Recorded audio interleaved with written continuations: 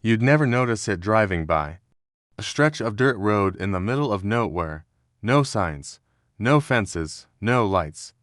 But stop for a moment just long enough to feel the air shift tan, you'll notice something deeper. The silence isn't empty. It's watching, because beneath the soil, above the trees, and deep behind those abandoned barns, a billion-dollar secret is growing, and the men funding it, they already know what's coming. They aren't preparing for the future, they're escaping it. We're told land in the middle of nowhere is worthless. But billionaires don't make random moves. They're buying remote farmland, ghost towns, even toxic deserts on every continent, from rural America to the ice plains of New Zealand. And they're not buying small. They're buying entire regions. The question is, why? What do they know that we don't? It started quietly. No headlines, no flashy deals, just shell companies, trust funds, and blind LLCs purchasing land under names no one recognized. In 2012, a 500-acre plot in the Nevada desert once used for nuclear testing was sold for $3.1 million in cash. No development, no announcement, just silence. 2 years later, a helicopter pad appeared, then a hangar, then rumor has it a bunker, and this is only one of hundreds. Mark Zuckerberg bought 1,500 acres in Hawaii, then built massive walls around it despite local outrage. Peter Thiel purchased 477 acres in New Zealand, calling it a future-proof zone. Elon Musk. He's been linked to vast swaths of Texas land under multiple business aliases. But here's what ties it all together. They're building self-sustaining ecosystems, private wells, solar arrays, food security bunkers, underground greenhouses, and biometric gate systems. They're not just planning for survival. They're planning for total separation from the world. Some call it paranoia, others, preparation. Because these men have access to data the public will never see.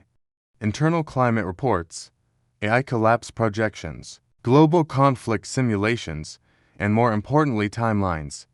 They know how long society has before the cracks become canyons. And they're not waiting to find out what happens when the power goes out, permanently. In 2020, a tech billionaire held a private retreat in the Rockies. 6 guests, all multi-billionaires, met in an underground lodge with one goal: to answer a question. How do we maintain control? After the event, they didn't call it war, or pandemic, or financial collapse, just the event, like it was already decided. One guest suggested AI-guarded perimeters. Another proposed loyalty chips for security staff. A third mentioned neural compliance technology. They weren't debating if the world would end. They were debating how to stay in charge afterward. This isn't survivalism. It's feudalism 2.0, only this time, the castles are digital and buried underground.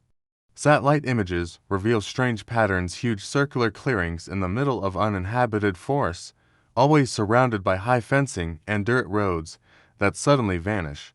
No public access, no explanations.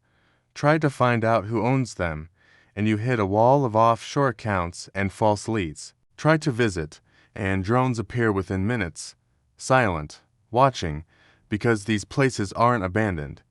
They're waiting. And the people funding them, they don't need permission. They already have everything they need: money, power, control of the narrative. They've gamified collapse. To them, it's not a disaster. It's a market opportunity. And the average person, were not invited. In rural Idaho, one small town saw an influx of mysterious construction. Locals were told it was a wellness retreat. But soon, blacked-out SUVs arrived weekly. No social media, no publicity. Just vans going in and out at 3 a.m. Eventually, one local drone enthusiast got curious. He flew over the area once. Within 24 hours, federal agents showed up at his door. No charges. Just a warning. Don't go near the property again. But who sent them? The government, or something bigger? Because here's the twist, some of these billionaire compounds aren't just survival bunkers. They're testing grounds, private tech companies are using them to simulate total societal collapse. No internet, no government, no currency, just pure human behavior, under stress. They bring in hand-selected staff, engineers, chefs, doctors, and test how long loyalty lasts when the power goes out. One leaked report showed that in less than 6 weeks, 80% of staff turned violent when food rations were cut. Security protocols were updated, not to protect people, but to contain them, because when the walls go up, you're either inside or you're a variable. In the last 5 years, over 3.4 million acres of U.S. land have been bought by private entities with hidden investors. That's larger than the state of Connecticut, and growing every year. Much of it is non-arable, meaning it's not good for farming. But it's excellent for one thing: seclusion. Some plots are miles away from the nearest power line or cell tower. Others are on fault lines, former military zones, or toxic dump sites. Why? Because no one else wants them, and no one will come looking. Perfect places to hide something, or someone. In Wyoming, a whistleblower from a former land surveying company confessed to being part of a classified geodome project underground living structures built to survive EMPs, nuclear fallout, and biological warfare. His final words before disappearing were, "It's not about surviving the end. It's about deciding who does." You might think this is science fiction, but the numbers say otherwise. In 2018, the doomsday bunker industry was worth $500 million. In 2025, it crossed a point for $1 billion. Most of the customers, not preppers, not fanatics, just very, very rich people. And now, it's gone quiet, no more public sales. Everything's invitation only. They're building faster, deeper, smarter, and they're redoing it while the rest of the world is still arguing over gas prices and election polls. They're not trying to stop collapse. They're racing it, betting they can lock the doors before the flood gets in, and what's left for the rest of us. When the skies turn red, when the grids fail, when cities turn to chaos, we'll look to the hills, the deserts, the woods, and see no smoke, no signs, just silence.